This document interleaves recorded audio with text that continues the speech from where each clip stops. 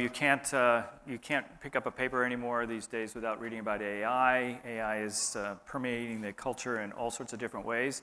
And I'm really, really happy to have an extremely knowledgeable and accomplished panel to talk about AI and consumer engagement.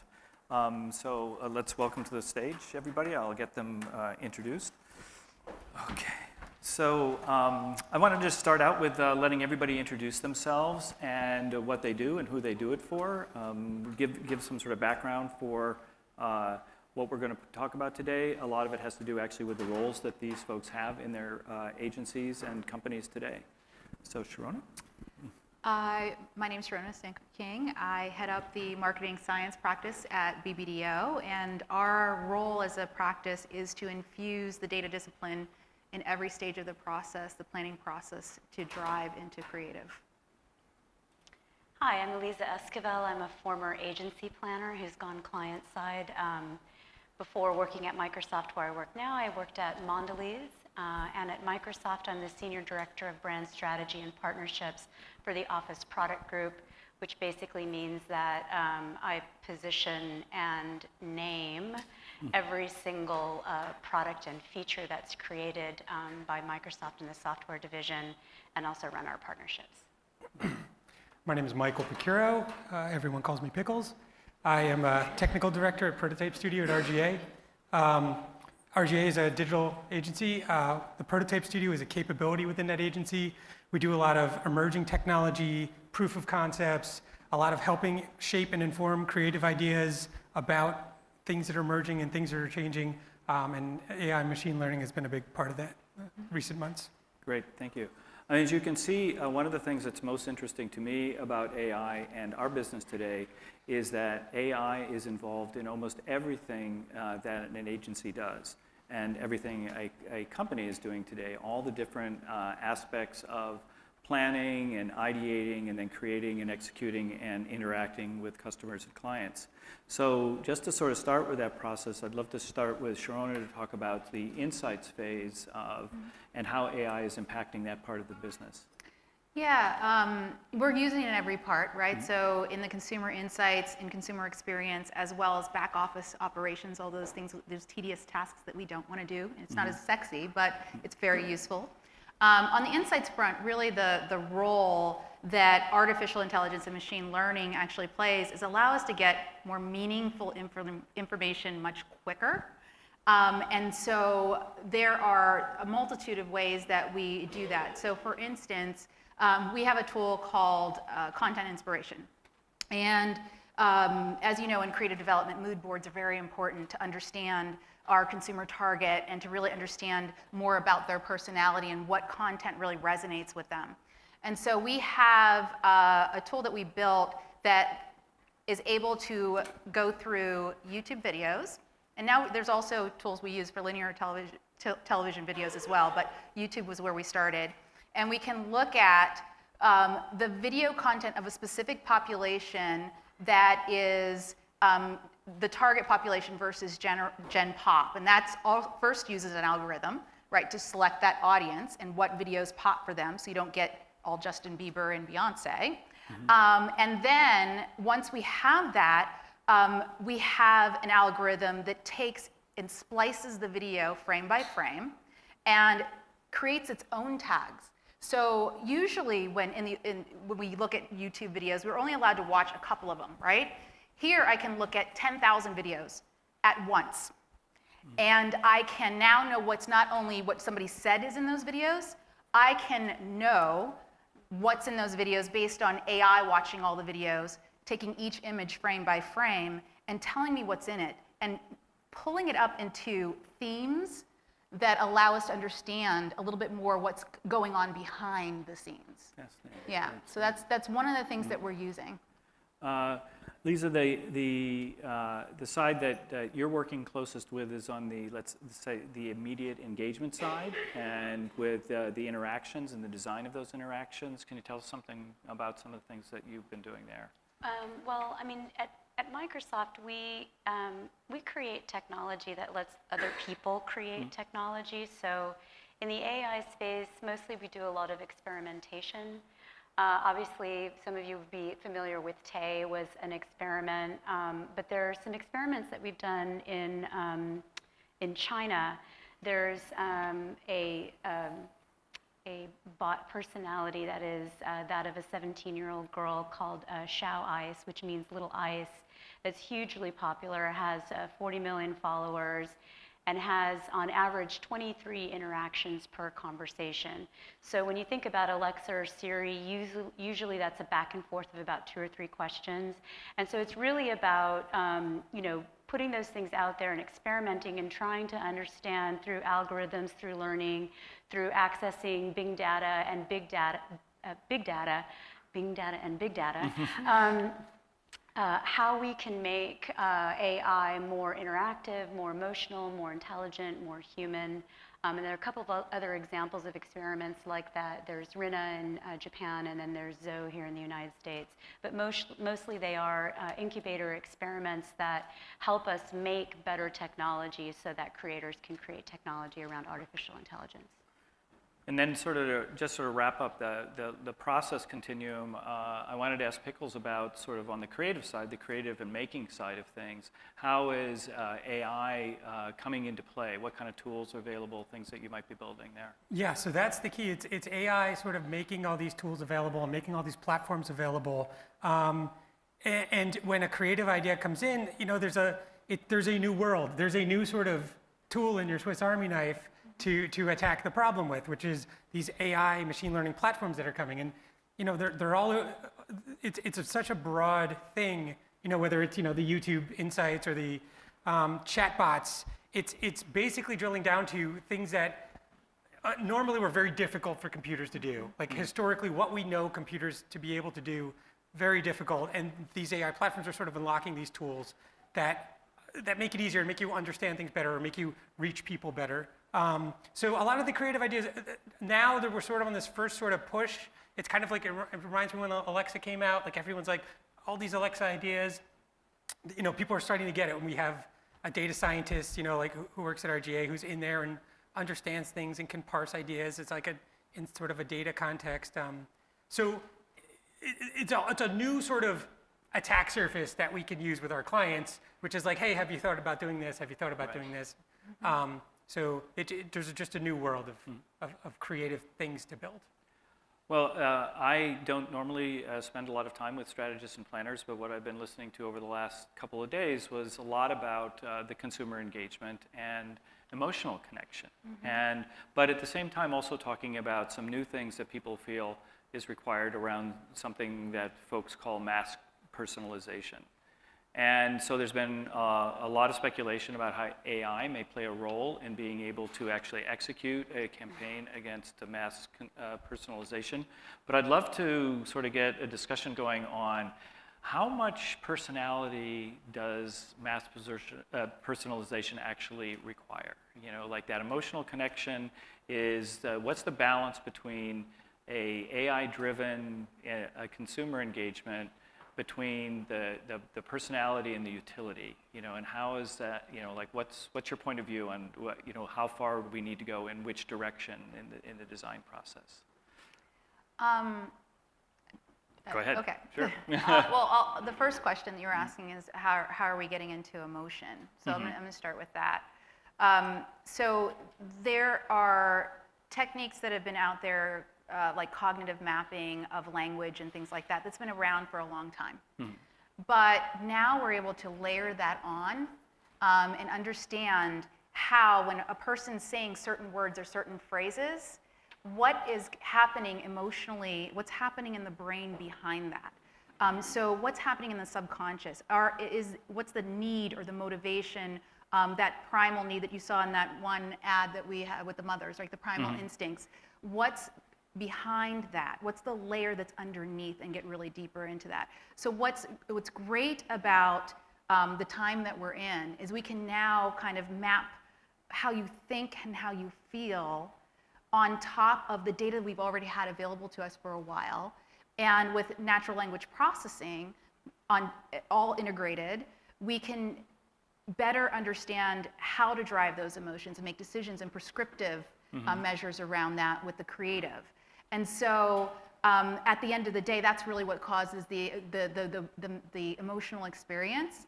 And then the second question on the experience side, on the consumer experience side, we've already got artificial intelligence type or machine learning ways of editing videos, right?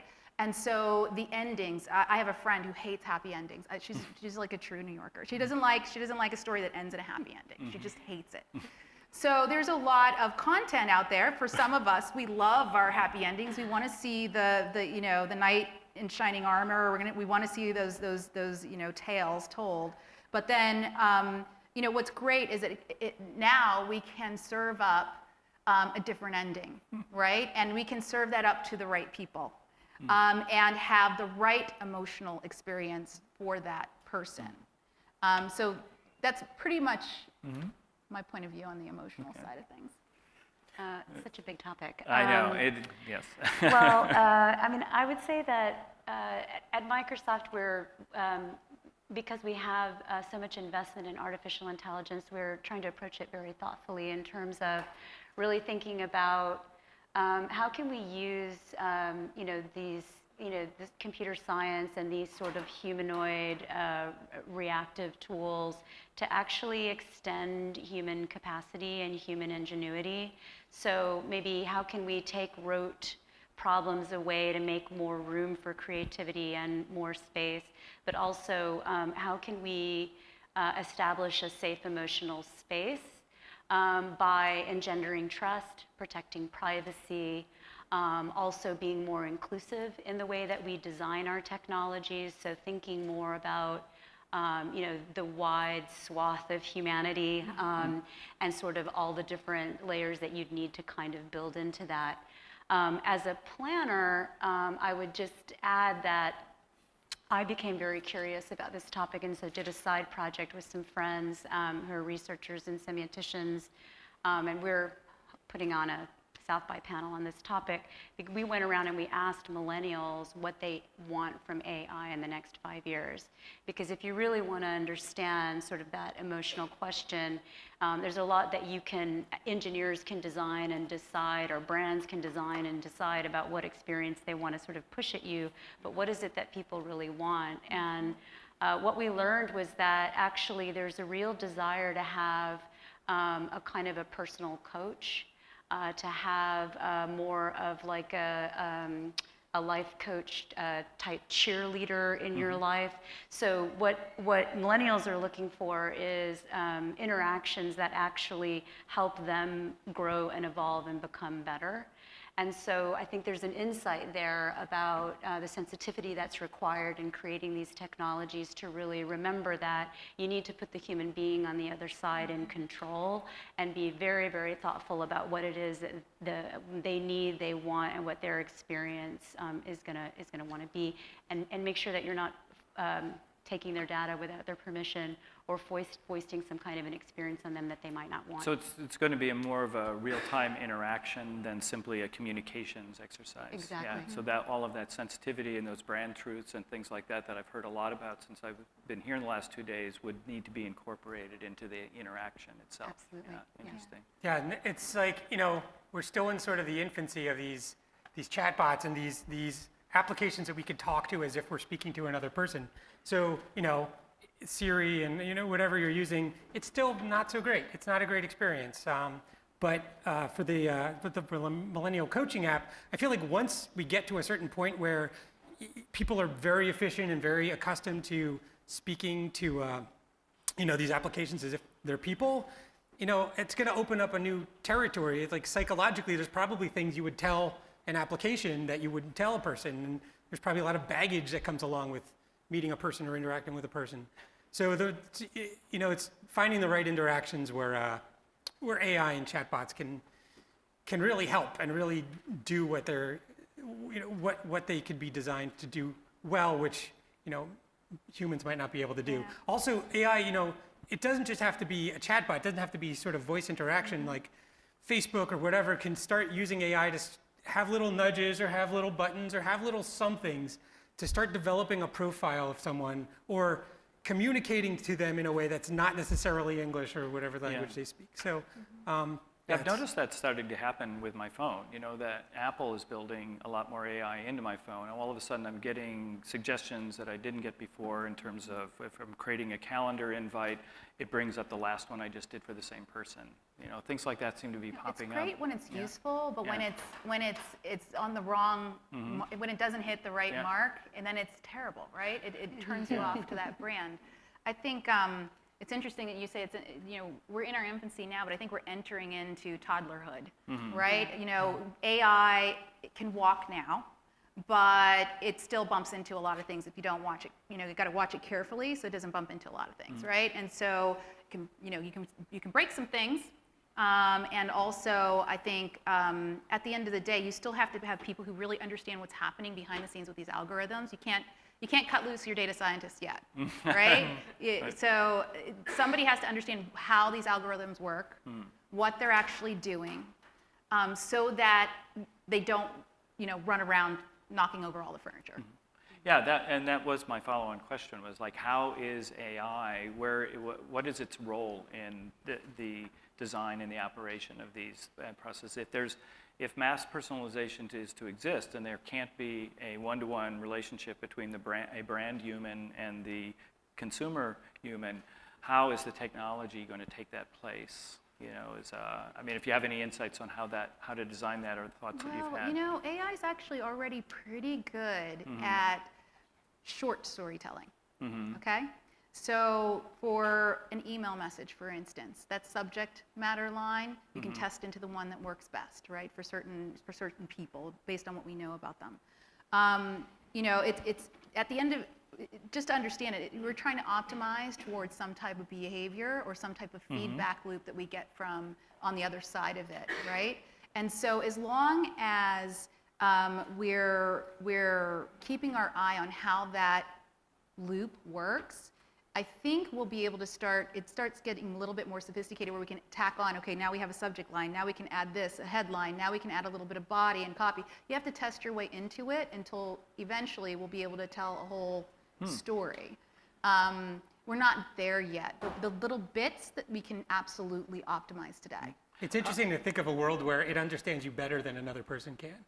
You know, because it's possible it reaches that. Because your phone and these services, they know so much about you that another person, you know, like speaking to another human wouldn't necessarily know. Yeah, I believe AI is going to learn empathy. Well, like Google said earlier, that nobody lies to their search bar, you know, for instance. So, but that was sort of an interesting thing I wanted to ask Eliza about also, was that in terms of kind of monitoring that interaction, for instance, the goals may change. For instance, let's say in a planning and campaign situation, you have a goal at the outset that you want to optimize against, but in a personal interaction, that goal might change. If you know, if you have a personal coach, then you kind of have to track, like, well, what's the mood, you know, here? Is like what I had thought I might be optimizing for actually changing in real time?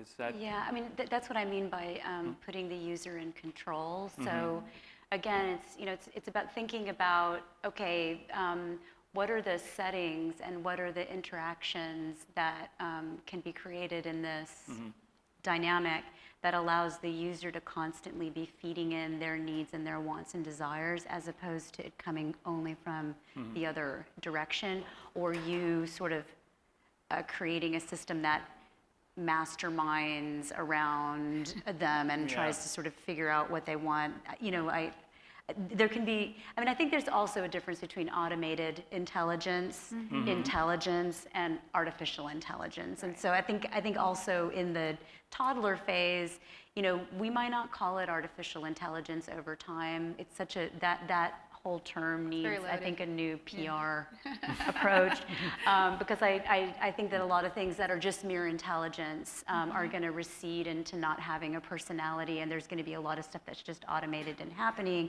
and then there's going to be this stuff that feels more, as I would say, humanoid, that has the natural language and the sort of the more touch and feel conversational interaction, and that also facial recognition is going to become not just voice recognition, but facial recognition will become a huge part of that. And I see it a little differently from like giving the user control. I think a lot of the opportunity is have an ad hit someone when they're hungry, or have an ad hit someone when they're thinking about planning a vacation, or have, you know, So it's just being able to assess certain information and certain insights automatically that normally are very difficult to get. Yeah, it's interesting because there's a whole entire group of companies right now that are that like System 1 research and Nielsen has the neuroscience research that they do, and then we have facial recognition that's trying to look at emotion as people are either watching ads or different types of content.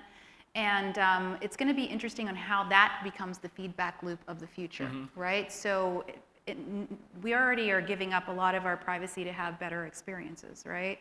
And so at some point, we're going to be surfing on the internet, have our camera on so that we get the right type of reaction from our devices or from our virtual world. And so I think that's really where it's going to go. Right now, our feedback loop is very binary. You know, you did this or you didn't do this. I think in the future, it will be, here's the pattern that I want to see of emotion in this person, or this pattern I want to see, or the arcs that I want to see in behavior. That's what's going to be interesting, I think, for brands, is like in what way will they be able to plug into whatever entity it is that's able to actually create that picture, because it won't be one brand. You know, it's going to be something else. It may be your house, it may be your phone, it may be your car. But so anyway, I was wondering also if you had a good example of today where a campaign that you know about that where AI actually played a role, just to give people sort of an example of some stuff that's happening today. Do you have one that you like, or? Oh, data, yes, and machine learning, yeah. So some of the FedEx example they had just recently, taking what feels mundane and making it feel very modern and new and interactive and engaging. So that's a really good example that everybody just saw. I read about this, so, but apparently Taco Bell did a taco bot in Slack, which sounded really smart. I saw also the Kentucky Fried Chicken, Colonel Sanders sort of talking Colonel, which isn't really AI. It was really just kind of channeling the voice of the person on the other end that White and Kennedy's The Lodge did. But I thought those were sort of more interesting examples. And for me, I think, you know, the question, if I were still on the agency side, that I would be asking myself is, does my brand really need a bot? And the way that you answer the question is, does my brand really have a personality that's well-known and well-formed? And if your brand does, like a Taco Bell or, you know, Colonel Sanders, then it's ripe to sort of experiment in that space. But if you have a brand that really doesn't have that strong of a personality, you might not want to try and create a personality bot out of it. Yeah, there haven't been any good campaigns with bots. It's, you know, like Facebook announced like this bot platform like a couple years ago, and their premier example was 1-800-Flowers.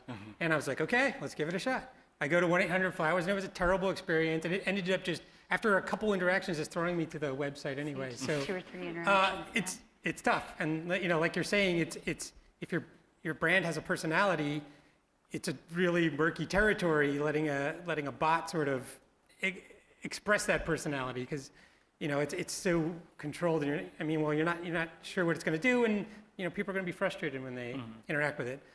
There was another interesting machine learning. So there was one like bot campaign which was sort of a hack, which was the one where Burger King like played an ad that said, "Okay Google, tell me about a Whopper," and then if you had a Google Home nearby, it would read you the Wikipedia ad for the Whopper. So you know, not very useful for people, but moved the needle, got some attention. But I will say though, just on the topic of being useful, that I think it's something to think about is sort of like, what's the most useful thing or service that your brand could provide its customers? And then a lot of times just building a basic Q&A interaction around that, because that's really, at least for conversational bots and interactive bots or even digital assistants, they're very rote, it's very, very basic, you know, kind of algorithms.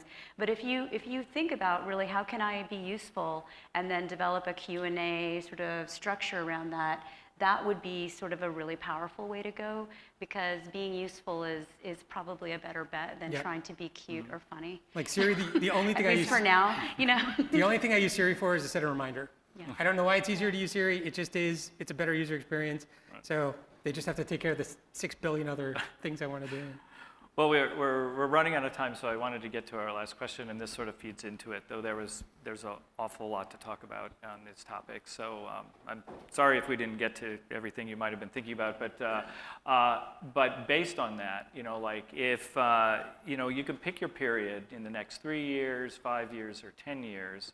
I'd really like to hear where you think this is going to take us. Like if you could present something of a vision of what you think, an AI-driven, commerce and consumer engagement is going to look like. Just sort of, paint that picture. Where do you think we're headed?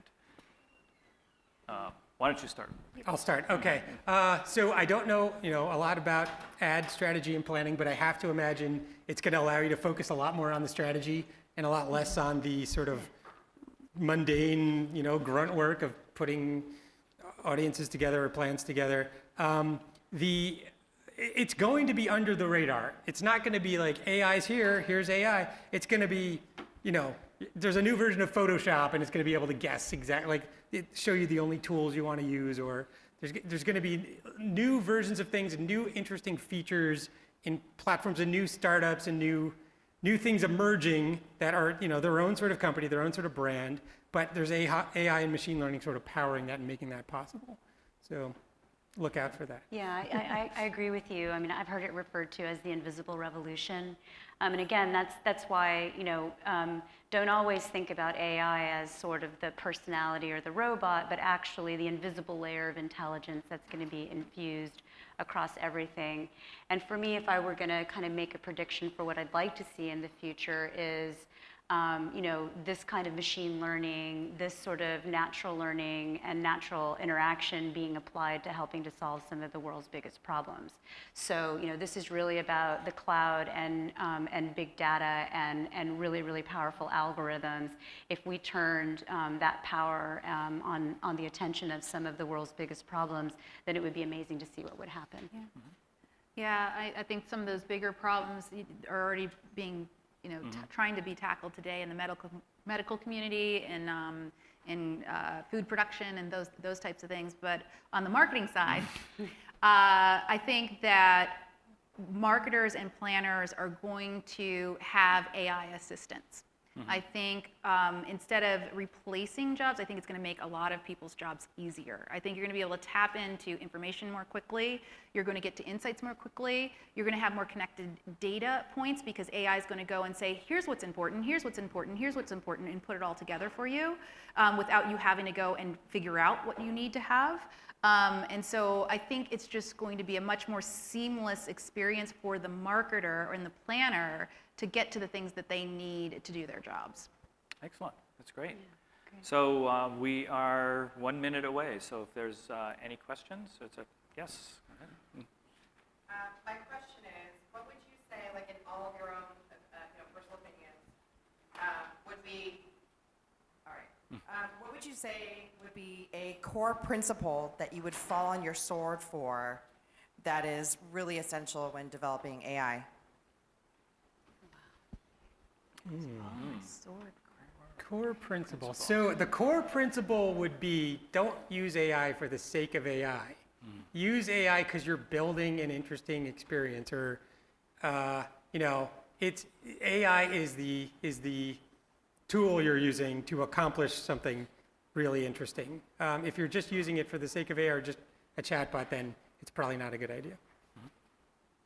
Yeah, I would say, how are you enhancing a human capability? If you're not doing something to help a human be more capable or achieve more, then maybe question it. I agree with that, and I go with the whole toddler scenario again is be careful. Make sure that you understand how it's working and what it's doing behind the scenes, because in order to do that, you really need to have your eye on how it's working and what it's doing. And you can't just, at least not even in 3 years from now, you can't just set it and forget it and let it kind of run its own. We've seen what happens when data that is imperfect, because we're imperfect, humans produce very imperfect data. We are biased by nature. And so the data that we produce is biased. And when you let that loose without a proper eye on it, without proper intervention, it can go wrong. And so that Doing would more be the harm thing. than good. Yeah, and that's the thing that, frankly, I would fall on my sword for, to make sure that we protect people from the bias that could happen. Yeah, I very much agree with that. The one thing that the biggest problem, or one of the biggest problems in AI today is AIs explaining themselves. They are now building neural networks and things like that where the decisions that are being made and the results that are output are not understood by even the people who programmed them. So the next problem is teaching an AI to explain itself. And I think that's got to be the core. It's got to be transparency Yeah. in how it works. Is there any more questions? Okay. Question more about the future of AI. I always wonder with this type of technology and this type of software is, where does it end? Where is the time where we say, do we need this? And is it still, like you said, enhancing human performance? Because I think we've seen in the past with different types of revolutions and different types of developments of software, it goes to a point where it's no longer serving humans. And so I just wonder what your opinion is on that. Well, I mean, in perfect transparency, that's why I got involved in technology, is because I was concerned that the world that was being created around me was being created by men that might not have the same value system that I do or think as holistically as I do.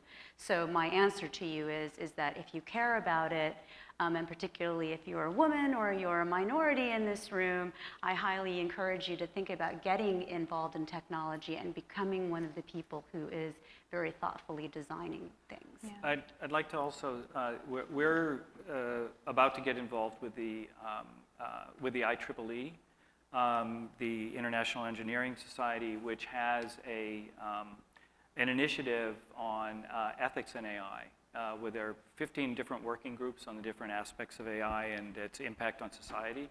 And I think everybody should feel welcome to join, become more familiar with those initiatives. They're kind of academic at this point and taking place in other parts of our world, but it's going to be important for brands. Get